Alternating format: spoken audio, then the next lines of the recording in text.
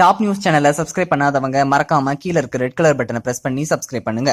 மேலும் செய்திகளை உடனுக்குடன் அறிய பக்கத்துல இருக்க பெல் பட்டனை பிரஸ் பண்ணுங்க. ராமேஸ்வரம் அருகே பேக்கரும்பில் கட்டப்பட்டுள்ள முன்னாள் குடியரசுத் தலைவர் அப்துல் கலாமின் மணிமண்டபம் கடல் காற்றை தாங்கி பல நூற்றாண்டுகள் தாக்குப்பிடிக்கும் வகையில் உருவாக்கப்பட்டுள்ளது. சுமார் 20 கோடி மதிப்பிலான இந்த மணிமண்டபத்தை கர்நாடகா, கேரளா, உத்தரப்பிரதேசம், கோவா, பீகார், ஆந்திரா ஆகிய மாநிலத்தைச் சேர்ந்த 450 பணியாளர்கள் கடந்த ஓராண்டாக இரவு பகல் பாராமல் பணிபுரிந்து கட்டியுள்ளனர். மணிமண்டபத்தில் பயன்படுத்தப்பட்டுள்ள மஞ்சள் நிற பளிங்கு கற்கள் ராஜஸ்தான் மாநிலம் ஜோத்பூரில் இருந்தும், சிவப்பு நிற கற்கள் ஆக்ராவில் இருந்தும் கொண்டு வரப்பட்டன. கிருஷ்ணகிரியில் இருந்து கொண்டு வரப்பட்டு தரையில் பதிக்கப்பட்டுள்ள கற்கள் 150 மில்லிமீட்டர் தடிமன் கொண்டவை. ஆண்டு கணக்கில் தினந்தோறும் 3000 பார்வையாளர்கள் வந்தாலும் தேயாத வகையில் உருவாக்கப்பட்டுள்ளது.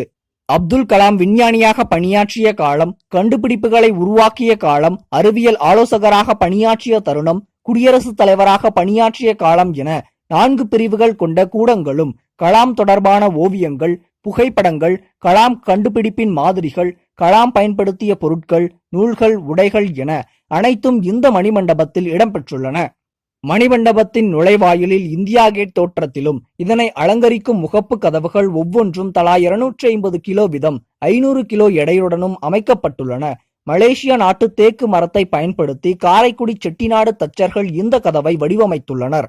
மணிமண்டபத்தில் கலாம் வீணை வாசிப்பது, குடியரசுத் தலைவராக பதவியேற்ற போது குதிரைகள் பூட்டப்பட்ட சாரட் வண்டியில் வருவது, உலக தலைவர்கள் மற்றும் குழந்தைகளுடன் கலாம் இருக்கும் ஓவியங்கள் தீட்டப்பட்டுள்ளன.